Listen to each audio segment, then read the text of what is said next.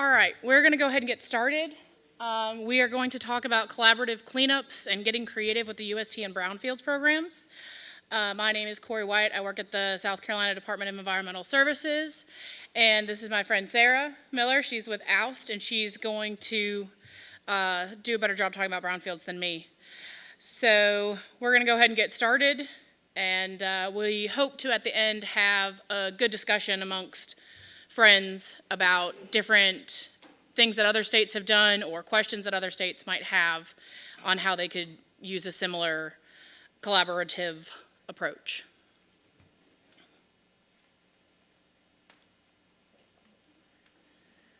Hello, everyone. Can you hear me okay? I can't tell. Amazing. So my name is Sara Miller. I work in EPA's Office of Underground Storage Tanks. I am not in a Brownfields program, but I do work closely with them.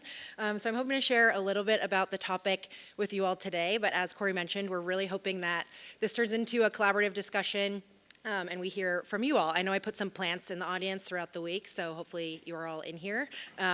Just know I will be calling on you. So yeah, we're happy to be here today. So we're going to start with an audience poll. We're going to do this the old-fashioned way with raising our hands. We just wanted to get an idea on where you all are at with this process of working with brownfields. So our first option is we work together all the time and have plans to continue. Please raise your hand. Amazing. Corie, raise your hand. Thank you. Amazing. What if you have some contact across your programs? Amazing. Awesome. And then we rarely or have never worked with brownfields. Great. We have a good mix. This is great. So that gives us a good idea. We're going to go way back and give some brownfields background, which might be a review for some of you who have been working on this previously. But hopefully you all get something out of this presentation. Again, we really want to encourage participation and questions.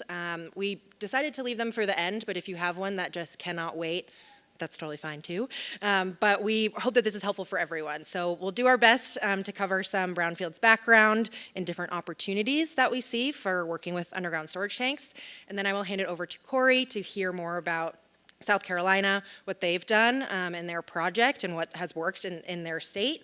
And then I will come back and go through a quick state highlight reel. So I tried to warn some of the states that I will be calling out, but really just to give different examples on how this has worked across the country. There is no single way that we've seen this type of success. So we're going to try to give you a bunch of different ways that this has worked, and then again, open it up for some questions and discussion. So starting with the brownfields background. So what is a brownfield? The statutory definition of a brownfield is a real property, the expansion, redevelopment, or reuse of which may be complicated by the presence or potential presence of a hazardous substance, pollutant, or contaminant. So basically properties where the current or future use is affected by current or potential contamination. Typically, these brownfields properties were used for commercial or industrial uses in the past, but they can also be former gas stations. So a petroleum brownfield is when that contaminant is petroleum. So this includes, but is not limited, to properties that have the presence or perceived presence of petroleum, and this is key. So there may not be known contamination, but there might be perceived contamination. Maybe there was a known tank there in the past, or maybe we don't know. So there can be a lot of different ways that this works. So why are we talking about brownfields today? So redevelopment can be a driver to address abandoned underground storage tank and leaking underground storage tank sites that are stalled with no viable responsible party or no funding available to address that site. And abandoned US sites can be really good candidates for this type of work and brownfields redevelopment projects overall. And there's a lot of opportunities to work together across tanks and brownfields programs to achieve these mutual goals between the two programs. So we really want to emphasize the collaboration opportunities between brownfields programs and tanks programs to assess, clean up, and reuse former tank sites. So for brownfields eligibility determination, we know that not all tank sites are eligible, and petroleum contaminated sites in particular must meet certain requirements to be eligible for brownfields grant funding. So for petroleum contaminated sites to be eligible for funding, EPA or the state must determine that there is no viable responsible party, The site will not be assessed, investigated, or cleaned up by a person that is potentially liable for the cleaning up the site. And thirdly, the site must not be subject to a RCRA corrective action order. And so most of the petroleum determinations, eligibility determinations, are made by the states, whereas EPA makes the petroleum determinations for sites on tribal lands. So on the topic of eligibility, I wanted to note a relatively recent update to this language that might impact some of your sites. So starting with the FY24 cycle and beyond, EPA updated the petroleum eligibility language to this funding to clarify that if the site has petroleum contamination from an underground storage tank, then the eligibility should flow based on who owns the tank rather than who owns the site. So this may impact some of the sites that have less turnover. Some sites on tribal lands, this is impacted as well, but this is updated from the former structure of basically just who owns the entire site. So this is a key update that may impact some of you. So I mentioned not all sites are brownfields, and not all brownfields have USTs. So we wanted to focus where there is overlap. So I'll start by saying this is not to scale, but it does give us an idea kind of the overlap of sites. And how we view it really is kind of these two buckets of underground storage tank sites. But we know that none of them can have a viable, responsible party. That is key. So the first group is the abandoned release sites. So where there's known contamination, but they're not moving forward with cleanup. Maybe there's no viable, responsible party, there's no funding to address the site. We know that many active release sites are at operating gas stations. Those would not be candidates for brownfields projects. But other sites that are abandoned or sitting idle could potentially be really good candidates, and brownfields redevelopment resources can be a driver to assess and clean up those sites. The second category we look at is these abandoned facilities they're a blight on communities, and they may have presence of contamination or its perceived presence, but they're maybe not on the LUST backlog list or the caseload list for the remediation division. So often these inactive facilities could have USTs present, maybe they don't, maybe there was no known record of it, but these also can be really good candidates for brownfields resources. And we'll give a few examples of how this has worked across the country. We sometimes also hear of tanks just being found when they open up a site, and we have no record of a tank ever being there, so those are also good candidates. So moving on to opportunities. We gave some background, so why we're talking about this and maybe the opportunities we can use in our own states and territories. So EPA's Brownfields program has several types of grants, and I promise to not quiz you on all of these, but what is important is that there are a lot of flavors of their resources and funding, and so I'll go through each of these in more detail, but I thought this is half of one graphic that I thought was pretty helpful. I'll share the second half in the next slide. But basically they outline them through the different phases of assessment and through the cleanup process, and some are eligible to use through all of it, some are partially. This slide shows the competitive grants in that shade of blue and the different types that they offer, and then also non-competitive grants or 128A state and tribal grants, which is in the green at the bottom.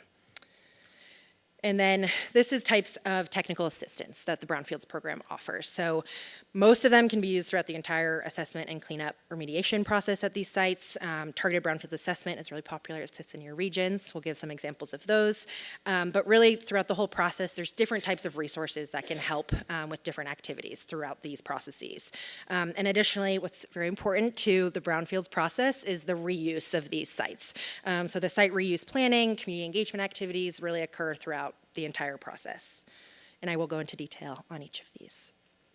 So going back to the blue grants, the competitive grants, there are multiple types of competitive grants, and they announce these on an annual basis. They actually anticipate announcing it for FY26 sometime this fall, so it's coming soon. I checked this morning, it's not out yet, but should be soon.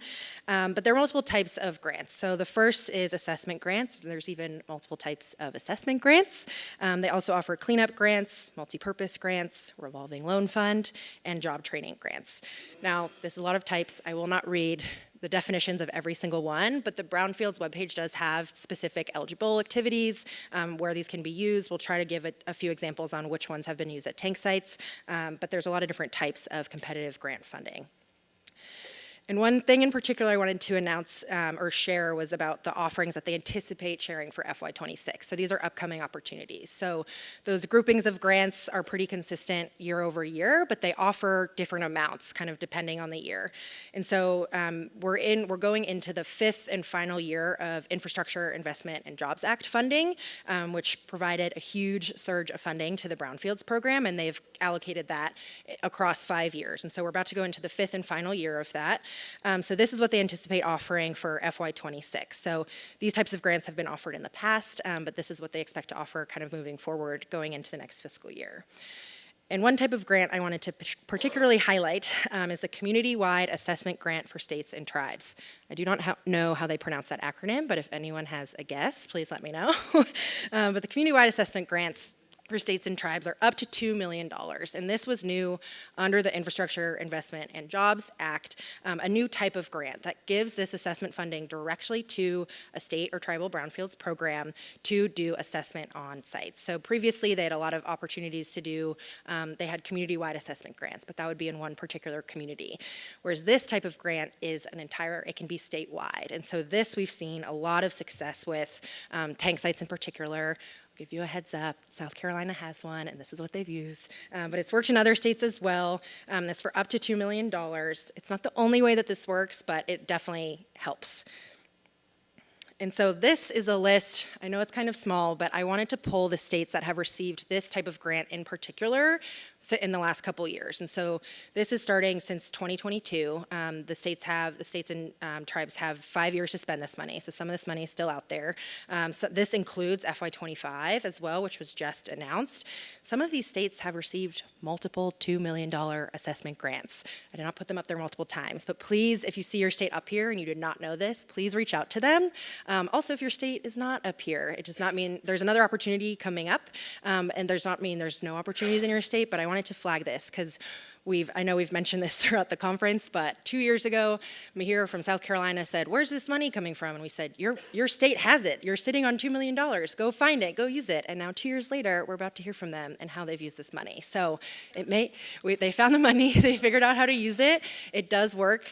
So you could be next. So I also wanted to mention job training grants. So this is another type of competitive resource that the Brownfields program offers, and they provide funding to nonprofits, local governments. There's a long list of eligible organizations, but ultimately it's to provide environmental training for residents that are impacted by brownfield sites in their communities. And recently, they actually updated the list of eligible activities to include UST release detection methods, techniques, and practices at UST facilities as part of the eligible activities. There's been one round of job training grants since this was added, and we don't have any successful examples yet, but here's my preach to you all. This is out there. It is an eligible activity. It could be useful, and the job training grants are open right now. They're on a little bit of a different cycle, but it is another resource that can help different parts of our community. I know we've heard training as a theme throughout this conference as well, so this is another opportunity with Brownfields. So moving into those green grants, the state and tribal response grants, or 128A, this is non-competitive funding. So EPA supports state and tribal brownfields response programs through an annual allocation. So states and tribal nations are responsible for developing brownfields cleanup standards, policy, conducting and overseeing assessment and cleanup of brownfield sites within their state or tribal jurisdictions. And EPA provides funding to help with that. So this is non-competitive funding, and it has been used at some tank sites, so I wanted to flag it as well. And they do have a list of, this is all online and I can point you in the right direction. They have a list of recipients of that, so you can see your state or tribe that has received that. So shifting to targeted brownfields assessments, this is a type of technical assistance. This is TBA funding, and this sits with the EPA region. So it's not a grant program, but it is a service that is provided through the EPA's regional brownfields offices, and TBAs are provided under the direction of EPA regions and through the consultants with the EPA regions. And TBA is available for state, local, and tribal governments, redevelopment organizations. There's a long list of eligible entities, but it sits with the EPA regions, and the cost for these assessments generally ranges between $50,000 and $100,000. We will give some examples of this as well, but the services for this technical assistance can include site assessments, and then also cleanup options, cost estimates, community outreach. There's kind of a wide range. Each of these has a different flavor, but a lot of them are pretty dynamic. So I encourage you to look into this type of opportunity. And then the last resource I will mention is the TAB program, or Technical Assistance to Brownfields, separate from TBA. I know it's confusing, but this is specifically to provide technical assistance to stakeholders to address brownfield sites. So each of these that's listed on the screen here receives funding from EPA to provide technical assistance. So these are independent resources from the EPA. They can help write grants. They can help you with community outreach. They can help with a long list of things. These are a great resource. They're designed to be kind of implemented by EPA region. And then I also wanted to note Kansas State University specifically is the tribal tab. So they're the national tribal tab. And these are all links that will bring you straight there as well. So look for your region and reach out to them. So the message I'll leave you with before turning it over to Corie, this is a great opportunity. Abandoned gas stations should be seen as an opportunity. They're really, really great candidates for this type of work. It can help our tanks program, it can help the Brownfields program, it can help communities. It's really, we were joking, it's a win, win, win, win. So we say tanks programs, Brownfields programs, communities, and the environment. So we want everyone to take advantage of this opportunity, and I will turn it over to South Carolina to hear how they've done that in their state.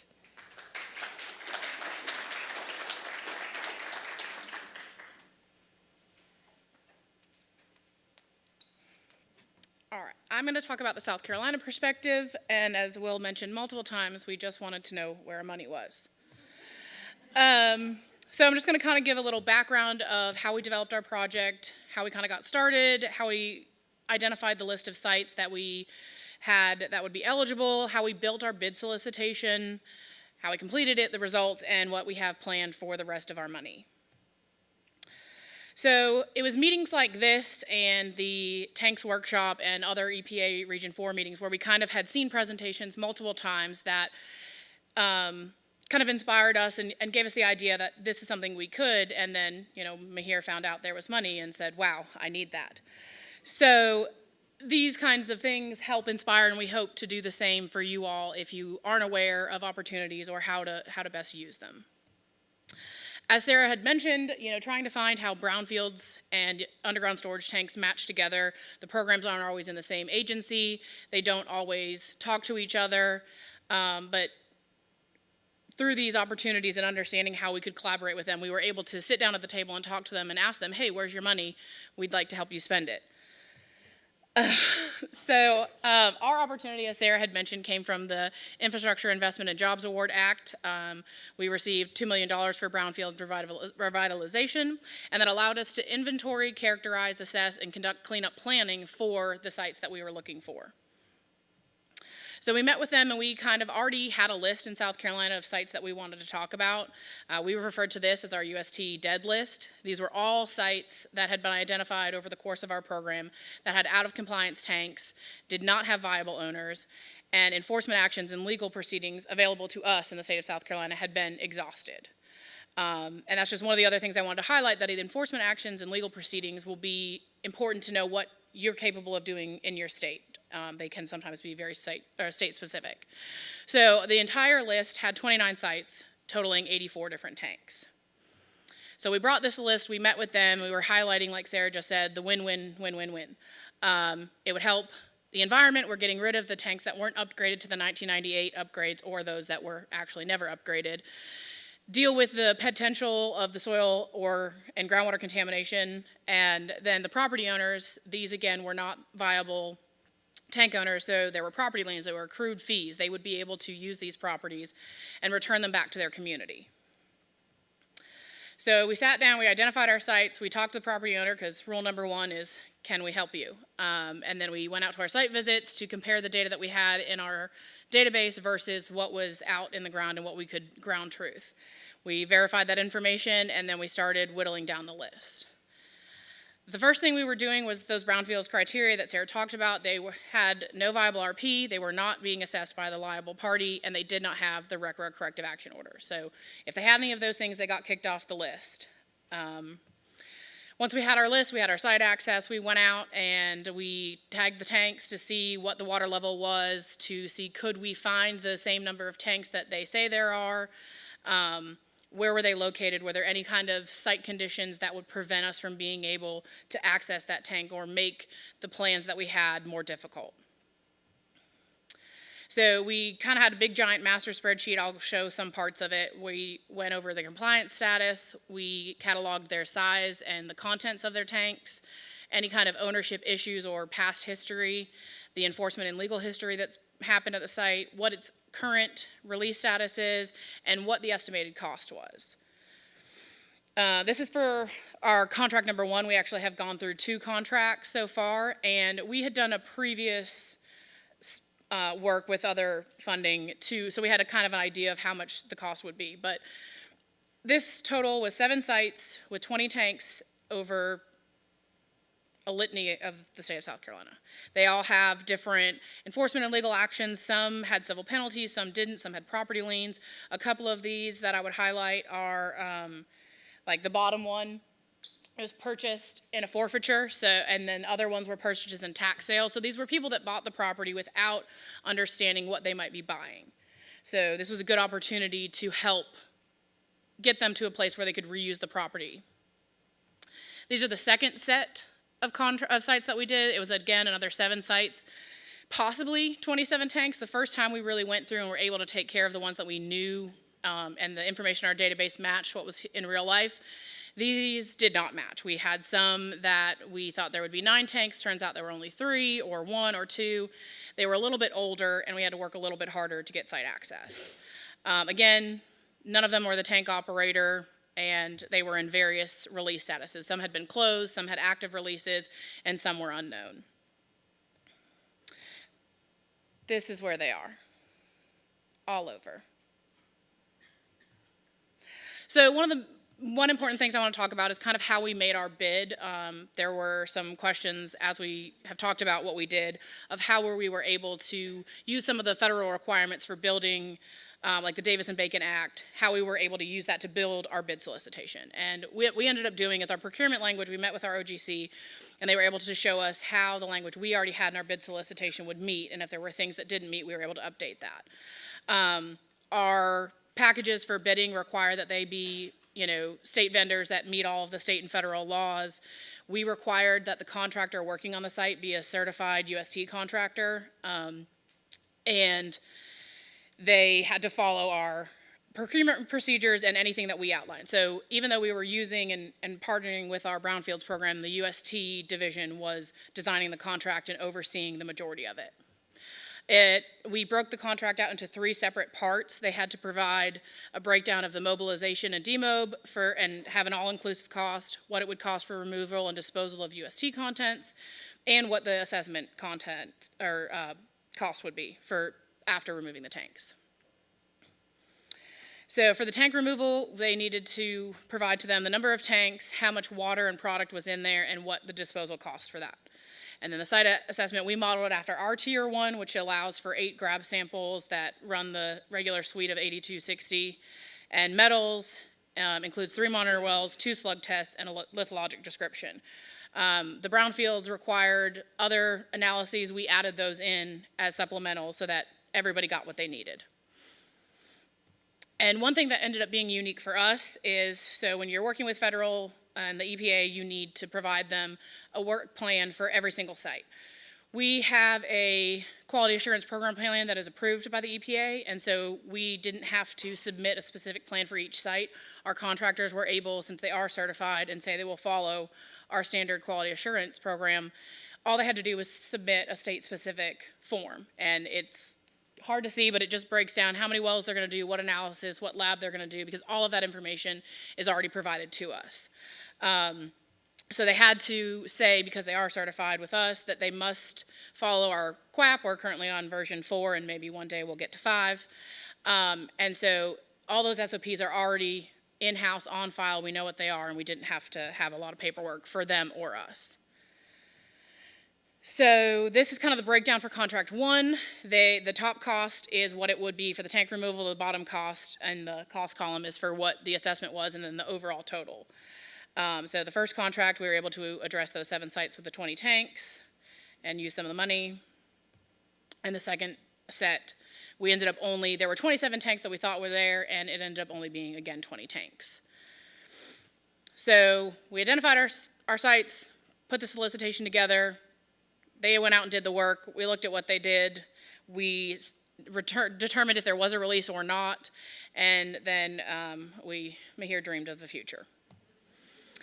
So I'm just going to go through a couple examples. This was one of the sites. The property owner never owned the tanks. It was last operated in 1998. 3 of the tanks were not upgraded for the spill, overfill, or corrosion protection. And in order to get the site to closure, we needed to have a good assessment.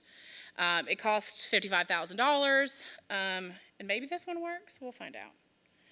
Mahir was very adamant. He loves drone footage, and he wants you to see it too.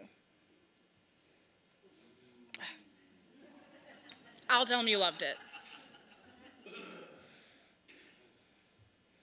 It's really just a tank coming out of the ground. But it's cute. He doesn't run. Oh. I'll tell him. Yay. Okay, that was great. So anyway, that was what they did. They took the tank out, and this was the overall site. So these were the information we got back from the wells, and the one I highlighted in yellow is the one that had the more contamination. So by at least doing 1 round of sampling and using the monies, we were able to get those sites set up for meeting the deductible, and so that we aren't just leaving these sites stuck and they've been assessed and they're sitting there. So if they needed, we have data to either model the site and move on, or proceed with actual cleanup or further assessment. There's another example. Again, it was purchased in a tax sale. It had 4 single-walled tanks without corrosion protection, and it was about $47,000. This one that's just a picture, but there they are taking the tanks out. There they are. They're out. Again, kind of the map. They did our 3 wells, highlighted, over the course of those 8 soil borings and 3 permanent wells, gave us an idea of what we had. The actual real results that, matter more is we were able to look at the results that we gathered from the soil borings and the groundwater data and determine where they were. If they were less than RBSLs, we were able to process those and decide, could they be evaluated for closure or not? If they were greater than RBSLs, did we have enough information either from previous releases that they had open at the site or data we had gathered to get those ones to closure, or did they need to proceed with cleanup activity? So from this one, 1, 2, 3, 4, 5, was 6 of the 7 were greater than RBSLs. That's okay. Second contract, same thing. We ended up with 5 of the 7 that were greater than RBSLs. But either way, it was an opportunity for us to kind of go through our dead list and get a bunch of tanks out of the ground to assess the properties and return them back to their community, either in, where they've met the deductible and we can proceed with cleanup, or we're able to give them back to them fully with their clean bill of health and their closure, and they can move on. And one of the most important things, one of the other words that we talked about was partnership. So this is just kind of community feedback that we received from the people who were actually helping, that, a lot of them appreciated the fact that they had either inherited these sites or purchased them in tax sales and they weren't sure what they were going to do. They had liens, or they were just kind of a plight to the community, but also themselves. And so I won't read them all to you, but it was an opportunity for them to kind of find some relief and be able to use the property how they envisioned in the beginning. So for the future, we still are coming up on the end of the 5-year time and our money. So we want to continue to do site assessment for now, maybe focusing on low-ranking orphan sites, and seeing how we can continue to support the redevelopment benefiting the residents, our business owners, and the people of South Carolina. As for getting in touch, this is my final farewell to tanks, so I no longer work in UST. So if you have questions, our division director is Ed Mendenhall, and our customer service liaison, who also knows the project, is Preston. So don't ask me, ask them. But I'm going to pass it back to Sara, and she's going to give you some more examples in case you saw that South Carolina's approach won't work for you.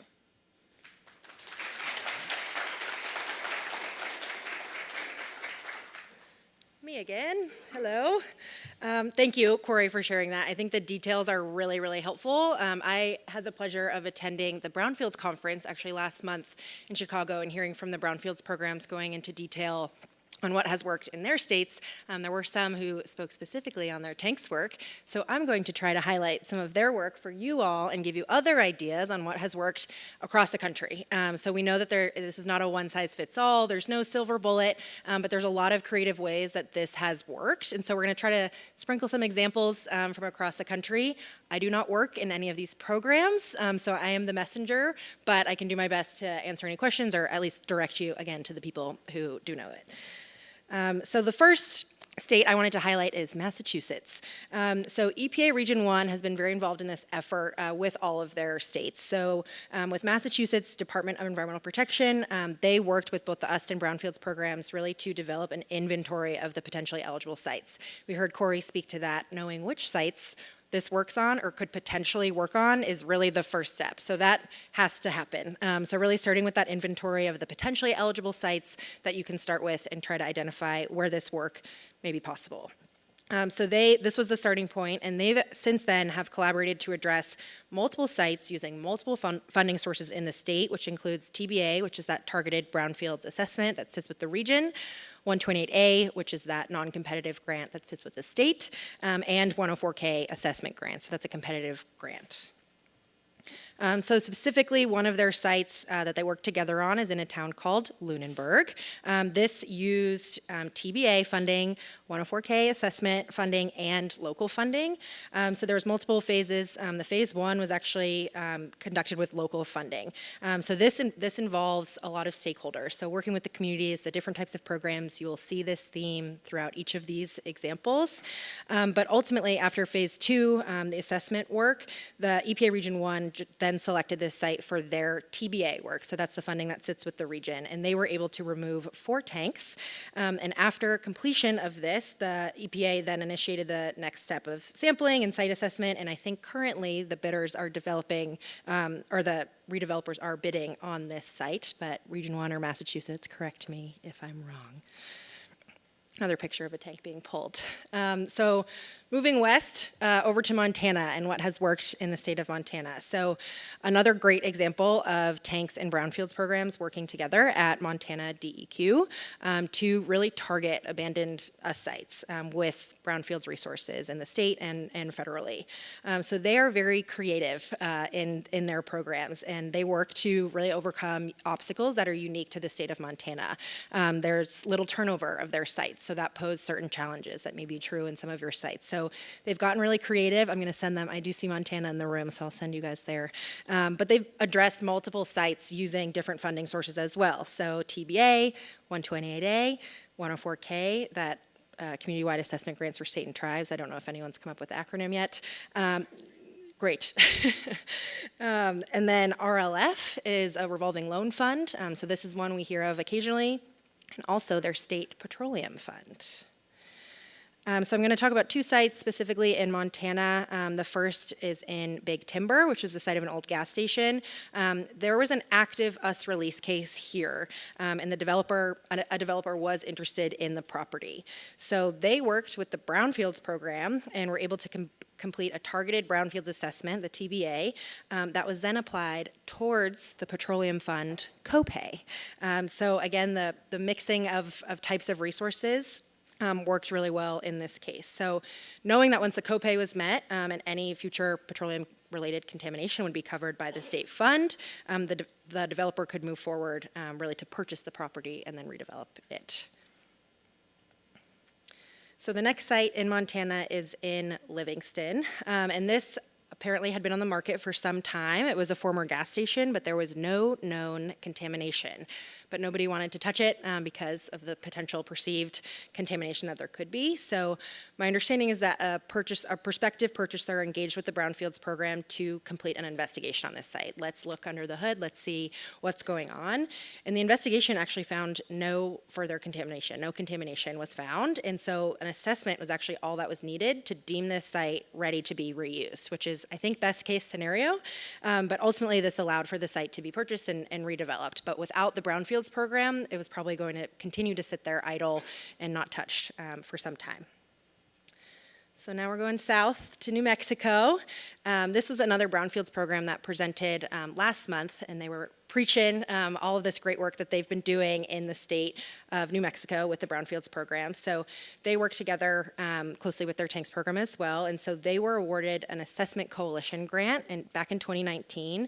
And with this, they identified a corridor. This is a common approach that we hear. So those community-wide, kind of focusing in certain areas, being able to target multiple sites at once has proven to be a successful approach. Sometimes they're all scattered across the state as well, so it's not the only way to do it. But they were also recently awarded a community-wide assessment grant for states and tribes for $2 million to continue this type of work, and that was as of this summer. So this is exciting. This is a program that does a lot of this work with tank sites as well. So specifically, I wanted to talk about their approach in a town called Deming, New Mexico, and they used that competitive assessment grant that they were awarded back in 2019. This was a big collaboration effort, and I wanted to list all of these folks here to just show you the type of collaboration that really is helpful and vital to this type of work. So it was the Brownfields program, the Storage Tank Bureau, EPA Region 6 was there, the City of Deming, and also KSU TAB. So this is that technical assistance to Brownfields provider that I mentioned. They're in EPA Region 6, so they leaned on this type of technical assistance to help them with this project and have these meetings. That's a type of resource that is provided by EPA's Brownfields programs. And they addressed 2 abandoned sites. This is a picture of one of them. And I picked this property because it is actually being they removed 7 underground storage tanks, and it's being redeveloped into another gas station. So this is not something that is necessarily promoted, and I think if EPA Brownfields was in this room, I know they're not, they would say, stop talking, don't do this. But this is really important, and the whole community is behind this project, and I think that's the most important thing. And so this works in this specific corridor in New Mexico, and the community was behind this project the whole time. And so really working together with your stakeholders to identify the future uses of these properties is really helpful, and that can help be a driver, even if it's going to be another gas station. And don't tell anyone I said that. So the last state I'll mention is Oklahoma. So the Oklahoma Corporation Commission, us and Brownfields programs work really closely together. And so one thing I want to acknowledge is the structure of these programs is different across states. So I've heard in OCC, they sit across the hall from each other, and they have folks who have worked in both programs, they collaborate really closely, and this is a huge success. That is not the case in every state, and that's okay. Sometimes the Brownfields program sits in an entirely different agency from the tanks program.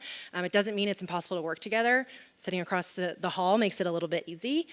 So just wanting to acknowledge that every situation really is different, but what has worked really well in Oklahoma is specifically focusing on these petroleum storage tanks. So in their program, they've addressed 61 petroleum storage tank sites with Brownfields funding, removed 48 underground storage tanks, filled 8 in place, and they've spent $2.3 million specifically on petroleum storage tank sites and leveraged $852 million funds specifically on these sites. And so this is the breakout of that $2.3 million that they've spent on petroleum storage tank sites. So I wanted to show you all of the flavors of funding that they've used. There is no one way that this has worked. Oklahoma, this might be the most colorful of any state I've seen. Please tell me if you have other options, but this is pretty much every flavor of funding that they have. So they've used 128A, both assessments and cleanups. They've used the IIJA's, the Infrastructure Investment and Jobs Act, funding, both assessment and cleanups. They had a 104 assessment grant in the city of Okemah, which is another approach, a corridor approach that they addressed multiple sites using the same funding, and then also the community-wide assessment grant for states and tribes. So this just gives you an idea of the breakout of types of funding. There's a lot of funding that can work on these types of sites. It's not a one-size-fits-all, again. You can see a big portion of this is assessment funding. So we hear that that's often a good place to start. It's not the only way it works, but you can see how much of that has been assessment in Oklahoma in particular. So I've mentioned these kind of throughout, but really some strategies to success for this type of work. Again, there's a lot of ways that this can look, but one constant theme is collaboration. I should have changed it to partnerships. I didn't think that far ahead.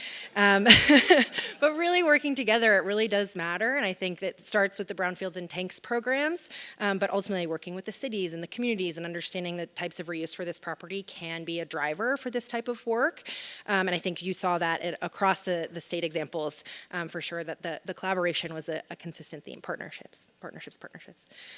So the next one I wanted to mention is really identifying sites.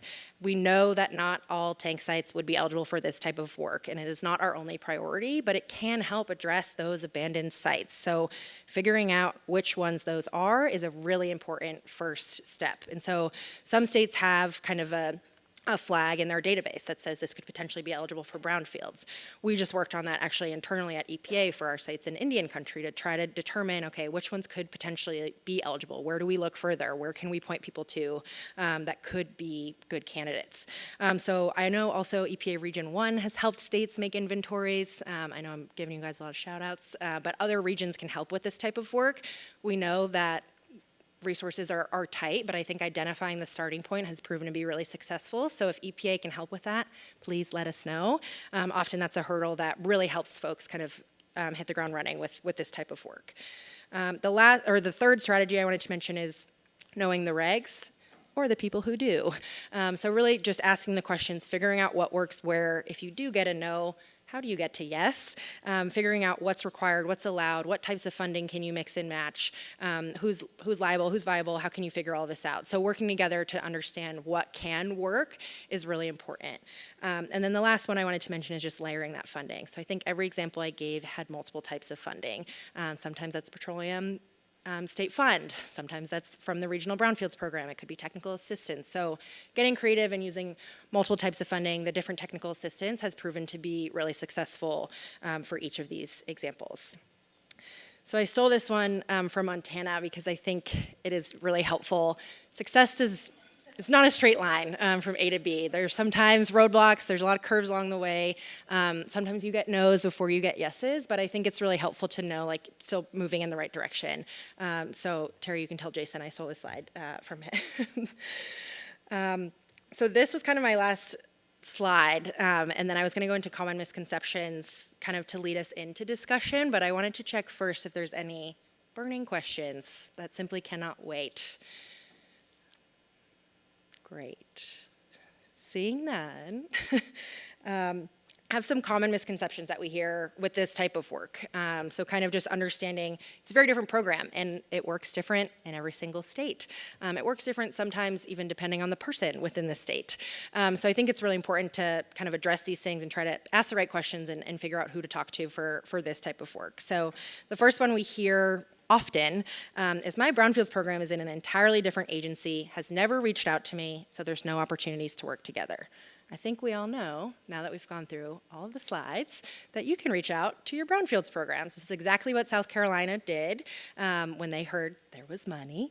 And so really depending on the situations, I know I acknowledge that some states sit next to each other. There's others in different agencies. I think just knowing kind of how it works is really important. And so it's not a hard no if they've never reached out to you. I know we've heard of some some Brownfields programs saying, we have money to spend, we need sites, and I'm waving my hands trying to say, we have sites. And so really encourage you to talk to your Brownfields folks and figure out who the best people to work with are if you haven't already. So the next misconception that we hear of often is, well, my Brownfields program never got a $2 million assessment grant, so there's no opportunities to address tank sites. But we just went through all these other opportunities and all these other types of resources and funding that has been used to address tank sites, whether there was known contamination, there was no known contamination, whatever the situation was. There's been a lot of ways that this has worked with a lot of different flavors of money. And so please reach out again, partnerships. Please reach out to your counterparts and figure out what those resources are and how you all can work together to address these sites. And so the last misconception I will mention is if my state program applied for a competitive grant and didn't get it, there's no other options. We know this is false. So there's other rounds of grants coming up. So competitive grants are a really common type of resource that is used. And there are other rounds of grants. Just because you were denied for one round does not mean anything for the next. But also there's a lot of different types of funding. Again, there's different flavors of funding. So some sits in the EPA region, some sits directly with your state and tribal response programs for brownfields. The Technical Assistance Program, I think, is also an amazing resource. Those TAB grantees, I can put the links up again if folks are interested. They can help apply to brownfields grants if you're interested in the competitive funding, but also municipalities are a really great resource. Often they inherit properties and they're not liable for this contamination, and there's nothing, they feel lost and nothing to do. And so I think trying to get creative and working with different folks is really helpful in trying to maximize the different types of funding. So if our message has not been clear for the last little bit, us and brownfields programs really should work together.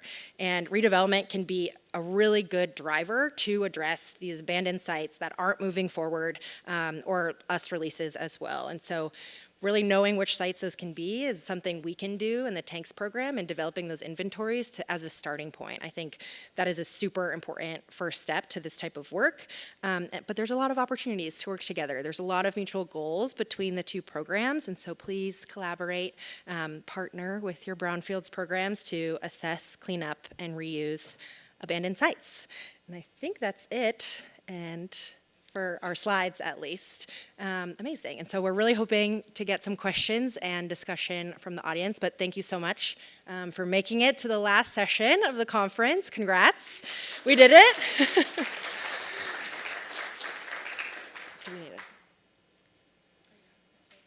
Does anyone have a question? Amazing. Do we want to, it's kind of hard with the mic. I've been told there's good acoustics. If not, I'll come. So I wanted to see if you guys would be prepared to talk about when you're using the community-wide assessment grant funding for tank pools, about the distinction between a tank pool to conduct a site assessment versus a tank pool that's considered a cleanup. Because a cleanup isn't eligible for that funding, but that using it as an assessment activity to sample under it makes it eligible. So I wanted to see if you guys would speak to that for folks who may not be aware of that distinction. Great question. I learned important vocabulary about this question. So the Brownfields program is assessing and cleaning up sites. And so when they look at a tank site, they need to remove the tank and the soil around it as investigative derived waste and keep it out of the ground. And so sometimes is all that's needed to deem it cleaned up. Sometimes there's enough contamination that opens a corrective action case. And so that is part of the process. So I think the example I gave from New Mexico is like best case scenario, or if you look and there's no contamination, you don't need to deal with it. But the assessment, I think often, even if there is known contamination, I think that might be the case in Lunenburg, Massachusetts, is they used an assessment, they knew there was contamination, removed the tank as investigative derived waste, and then it was cleanup. It was cleaned. And so I don't know what your experience has been. I think a lot of it has to do with the messaging and understanding. One thing I've seen from Brownfields programs, I won't name names, but they say, raise your hand if you have a Brownfields program in your state, and everyone raises their hand. And then they say, keep your hand up if you have a program that pulls tanks, and everyone puts their hand down. And they say, everyone should keep their hand up. But it's not pulling tanks, it's removing them as investigative derived waste.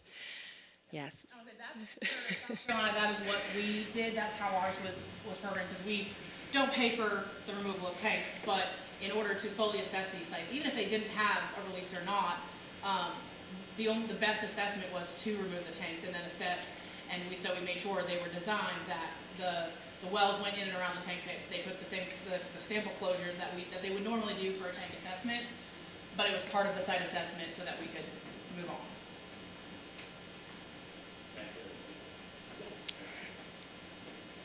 Yeah.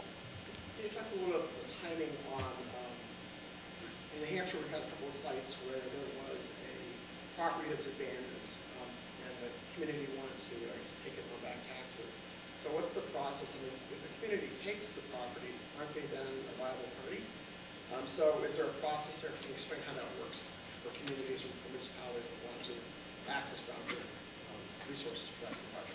That's a great question. I think I might even punt it back out to folks who have experience with this, but my understanding is as long as the city or town didn't operate the tank and didn't dispense petroleum, and there was an environmental assessment done before they inherited the property, they knew it was done before them, then I think they would still be an eligible entity. But I don't know if folks have experience with this, or if you worked with any. A lot of folks work with like private as well, but I don't know if anyone has experience with that, or if that's helpful. Yeah. We had a similar situation like that where the local tribal entity purchased the property. They are not viable RP, so they're able to utilize the property. So as long as you can prove they're not the viable RP. Yeah, I would say there was one. I think one of the presentations we saw at the Tanks Workshop. It was the similar of as long like there was like the most recent past owner or the previous past owner. As long as you were like at least 2 owners removed and they never operated or owned, that helped. Does that go back to, I think one of the slides at the beginning about the changes in the rules from the property owner to the tank owner, so therefore, if they never were the tank owner? Then yes, they would be eligible. Yes. Some of his question may have to do with whether the state has its own brownfield program. The state gets money from the government, from the federal government, and then uses that in their own state program rather than it's a federal brownfield program. Who qualifies? I believe in Montana, a municipality can apply because they were not the guy that ran the program. Or there has to be one person in the community. So in Utah, we're trying to follow Montana's lead, and we're working on patrol eligibility determination guidance for the state, where we can kind of define that and have gray area to make those local entities that acquire the property eligible or not.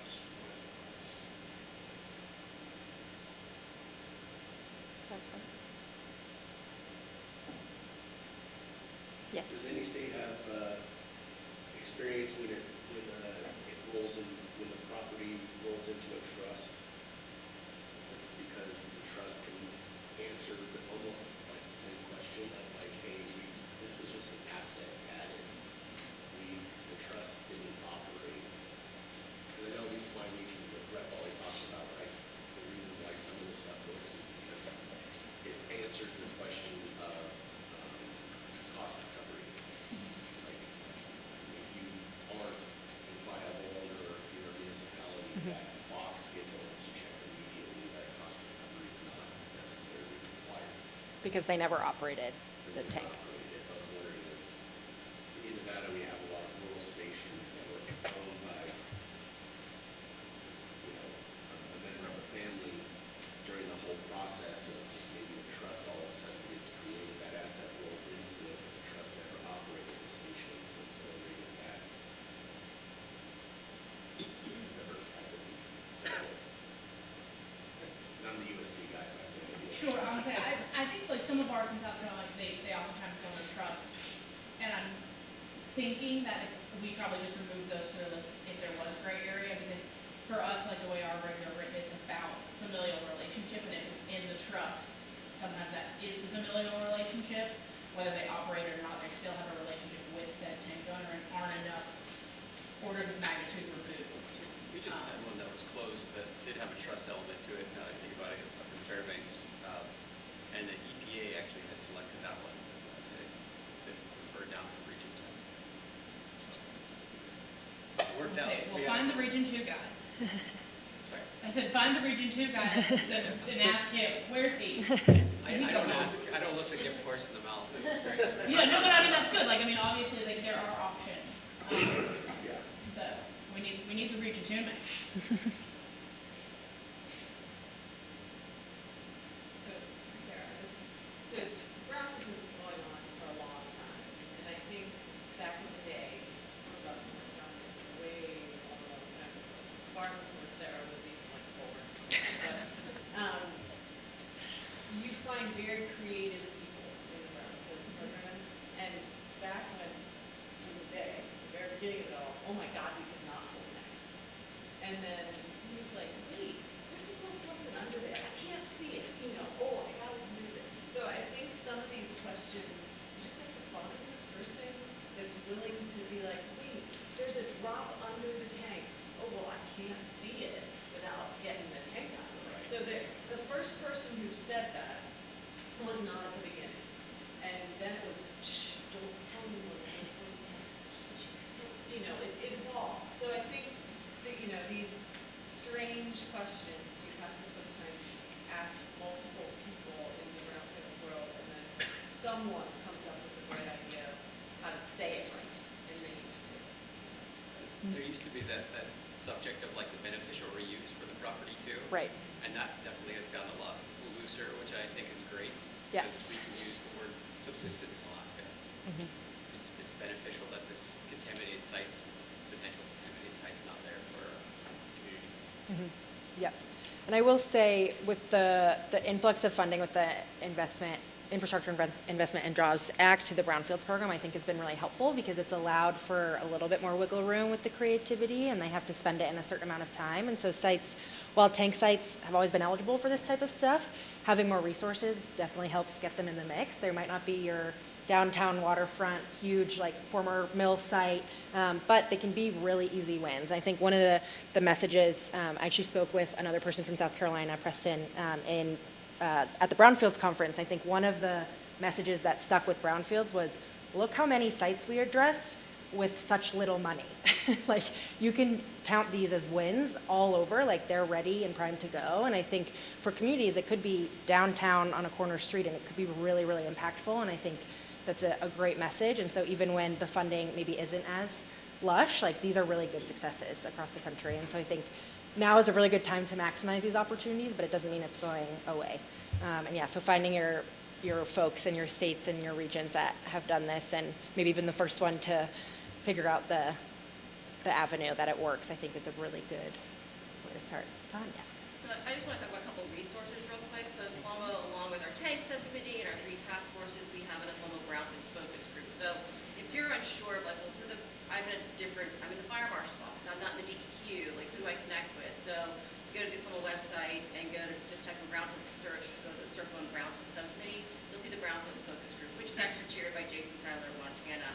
And we are split up by one regional rep for each region across the country. So you're in Region 8, like reach out to Jason, and we have contact with all the states and territories that can help you get that information. Thank you.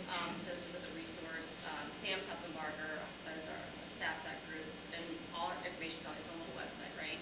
The other thing is just to keep in mind, there's Brownfields reauthorization Yes. coming up in terms, so that's in the works. So talking with your state, obviously it's their cities, the mayors obviously are really interested in this, so there's some things starting to rumble a little bit. We'll see what happens with this Congress, I'm not sure, but Brownfields is very popular, as you've been hearing, and it is a win-win-win in what you can do, so I think just maybe educating yourself. We have some papers on our website as well on what we feel the resources and needs are for the state and territorial Brownfields program, so just as a Thank you. just so that you guys know.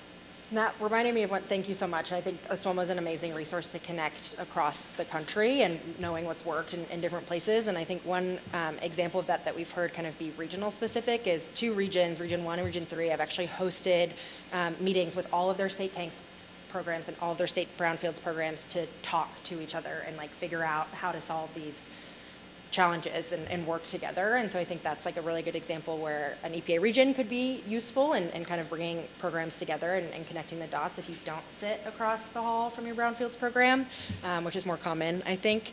And yeah, reaching out to folks who've done this work in the past. And we have been very grateful for Jason as the chair on the what is it called? The focus group? Yeah. Different, I don't know. Terminology, just because of the funding we get. Okay, is. it's focus It's group. task force. But they've been a great, obviously I had a few examples from Montana, but a good champion for this type of work as well. And so I think hearing how it's worked in different places starts to let light bulbs like go off and say, hey, it works there, like it could work here and we can do these things. So South Carolina is a good example of that, I think, just from their experience. So could be you next TANKS conference. Yes.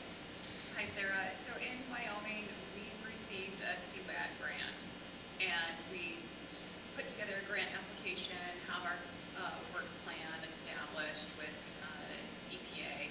I'm pretty confident that we did not identify UST sites to use that grant money. Mm-hmm. Is that an issue for states that have already received one of the grants that you listed, where it maybe was not explicitly stated in the grant application or the work plan, where now we're sitting here and like, oh, I have all these sites and this money, is that an issue? Should we reach out to our region? What's your advice? It's not necessarily an issue. So that is exactly what happened in South Carolina. So when they heard about all this stuff, they said, well, my state already got it and we weren't in the mix. What are we supposed to do?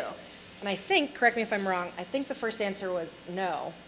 We don't want to work with your tank sites. Yes, but I'll say, when they say find the people, his name's Mahir, and we did hear no, and that man does not like to hear no. And so, but like yesterday, yeah, that was our example. Yeah. We found out that they got the money, and then that's when Mahir said, where's my check? And we went and met with them, and they were like, yeah, no, we're good, we don't need you. And then he said, hey, I want this, let me help you. And so that's kind of, so I would say no, because we did it, so if Mahir can do it, you can do it. When I think Well, that, is that more of an internal issue where maybe the Brownfields program did not want to share the money? But I think for us, it's a different story. You know, we can address that internally, but just with EPA and the state and what the state has committed to.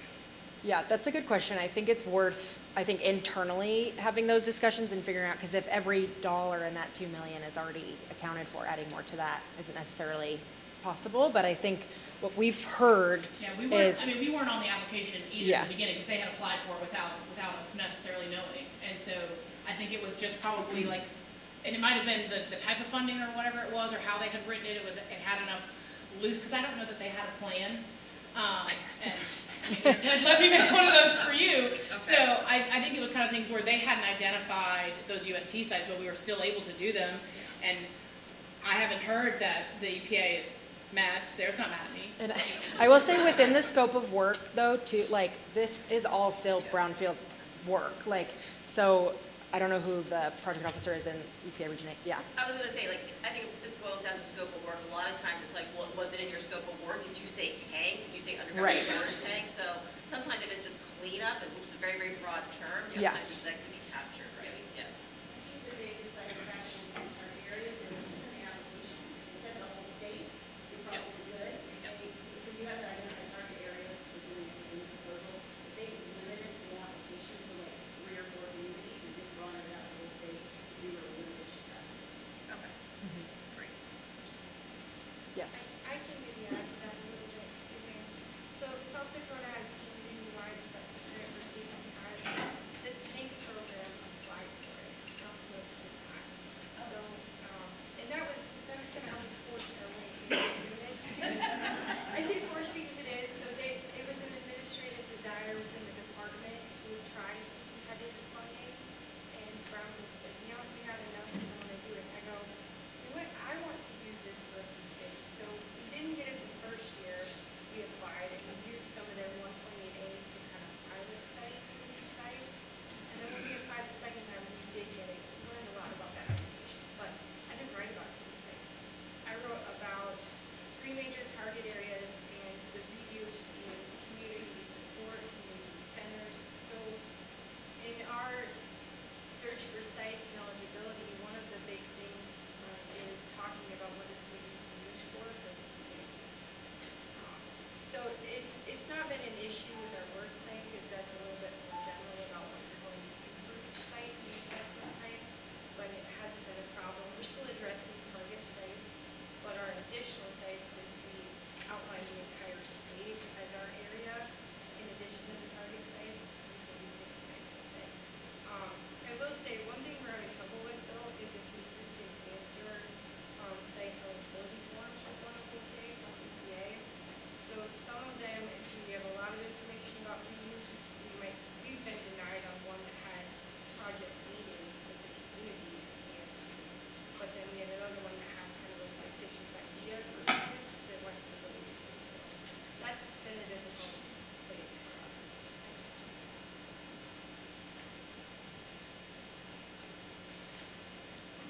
Any other questions? Yeah. Question for Corie. It sounds like you had a lot of smaller sites that were involved in the work you did. I think you mentioned that there were some legal processes that were followed for some of those. So were any of the sites that ultimately had work done still involved in legal enforcement of some sort to try and get them to take action on their own? We had already exhausted that effort, and there was either a non-compliance or, which it had ended. And I think there might be one that might have a property lien, or there were some fees, and the creativity is where that comes in, where maybe, can we sit down with them and say, hey, if you let us do this, this, and this, maybe we waive your fees. But I think for us, it was important to make sure that there was not anyone that we could hang this on. And deem them not the RP, so that way because we won't chase, we don't chase outside, and for USTs, we don't chase if they weren't the tank owner, but at the same time, are they the tank owner because it's still on the ground? But so there was maybe some creativity in if there was anything to help get rid of those, but most of them know if they had a bunch of legal issues or whatever and had proven to be difficult, we just moved on. So someone in your program made the distinction that they're not going to get past this, so therefore. Yes, we had meetings, so we identified our list, we had our list, we sat down after gathering any information we thought the Brownfields people might ask, had a meeting with them, went over the sites and what our understanding was, what their understanding was, did they have any issues that they flagged, did they have any questions, and just the development at least of the first initial list, we met probably for a couple months back and forth, figuring out information, asking the OGC, does that work, does that not work, how would this possibly be interpreted, and so there was some work of going back and forth, but we did sit down and try to go through each site and what kind of scrutiny could come up, because what we don't want to happen is we clean up the site and now they say that's so cute, but we want our money back. So we wanted to be able to have, what did the Brownfields people think, what did, our people think, what did our legal people think, so that we wouldn't have to worry about it. So I think if there was some question, we probably either A, is there a way that we can work around it and internally we can come up with a solution, or is this a red flag and we're going to just swipe right? Is it right or I don't know. I'm sorry. You just swipe on it. It's one direction. That's for the Gen Zers. Yeah. And I was wondering if there's a cumulative list of what are red flags for both Brownfields and tanks, maybe putting them together, or having that list for those who both have Brownfields this together. I think first, I'm hearing from some of our states don't even have that list together. Maybe EPA can help provide that, or Or that focus group that Janya knows about. They're very busy, but Anna Gail can take this back and we can talk about yes, it. Anna Gail, did you?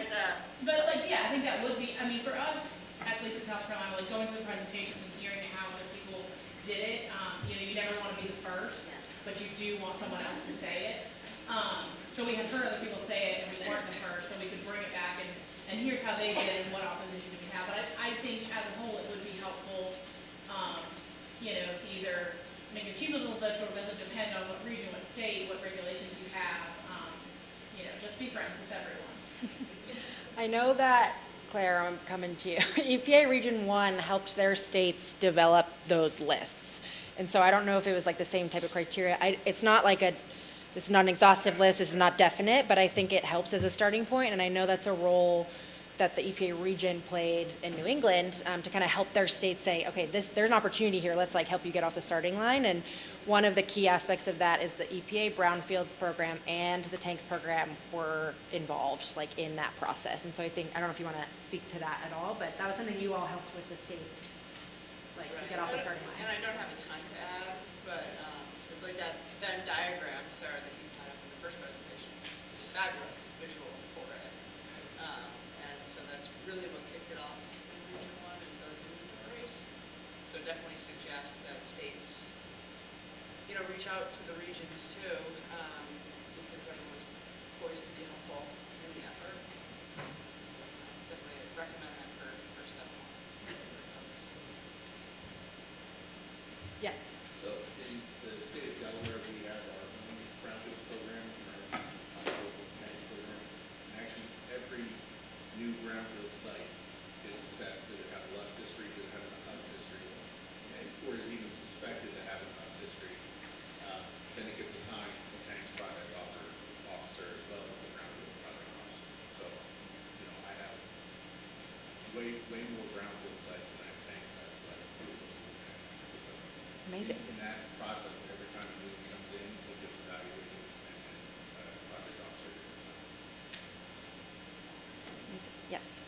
I just want to say thank you very much to you and Sara for this presentation. It's been very, very helpful. I'm in Virginia. I'm in a northern regional office of DEQ on the tanks program, and my boss and I had prepared a proposal for the abandoned tanks initiative and sent it to our AG. They weren't going for it because we were going to use our tank fund and use our existing contractors who work on our state lead jobs to do these tank funds. And they're hearing you how you're assessing, et cetera. Yeah, we call it the excavated dirt coming out. Oh, by the way, what comes out of the dirt? The tank, right? So, yeah, we don't pull tanks either. But learned that our central office, some of our central office folks in the tank program are working with the Brownfields. So I'm going to tag on with that. We're going to go for abandoned tanks that way. So That's great. expressing here with the grants, et cetera, et cetera. Thank you. Good. I'm glad. Is there anyone who raised their hand in my first slide who's been doing this a long time? I know we have a Brownfields program actually in here that has like lessons learned or things you wish you knew when you were earlier on in the process, or like anything to share with the rest of us that maybe is like a helpful lesson? Put you on the spot. Or from a Brownfield? Great. Yes. One of the things that comes up a lot is the viability Yeah. of the previous owner, the current owner, and that's a real tricky thing to figure out. So you've got an abandoned tank and it's changed ownership a couple times. It's not really an issue for Brownfields. It's probably eligible because it's been in use for a while. But if you have a gas station that, you know, maybe hasn't been used in like 15 years, but the guy who owns it right now owned it back when it was used, that becomes a really tricky eligibility thing for Brownfields, and you have to determine if they're financially viable. There are resources the EPA has that can help you assess the financial viability of a party.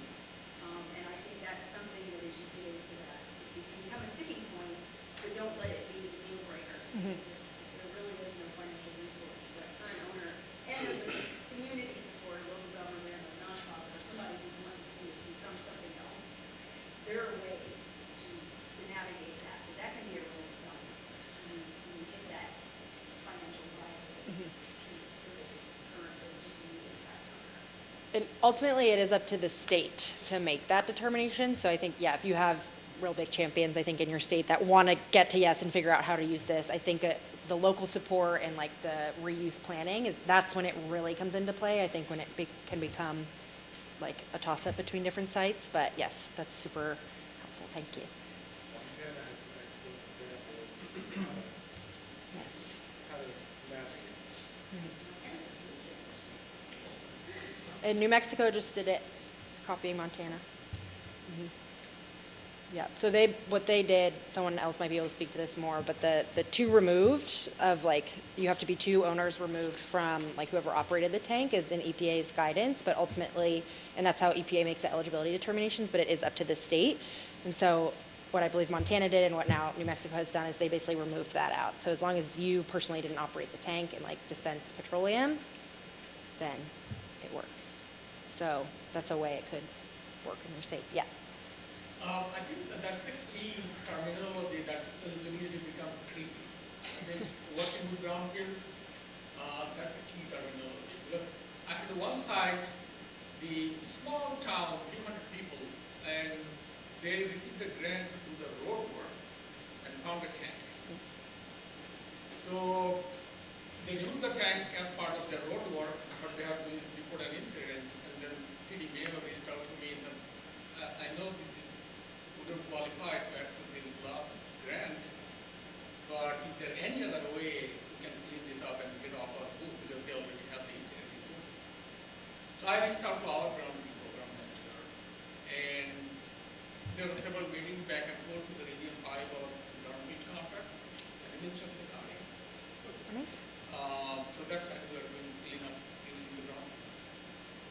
Love to hear it. Never accept the first no. Yeah. But one limitation I experienced whenever a private citizen, it becomes a bit tricky. Yeah. So is this kind of off-limit or there is manual that we can explore? You mean off limits to like private owners? Yeah, private citizens getting benefit because their land getting cleaned up in the brownfield money. As long as they're not the viable, responsible party. I mean, you guys worked with a lot Yeah, I of. would say a lot like- of ours were almost all exclusive, like private owners of the property that had never used it, and that, you know, we had no problem. The biggest issue we had was getting the property owner to say yes. But yeah, we worked with all of ours were, you know, there was one guy, I think somehow there were tanks in his front yard in his house.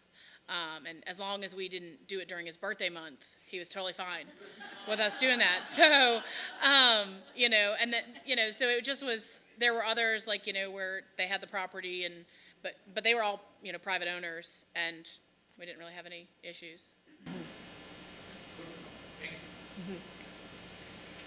Yes.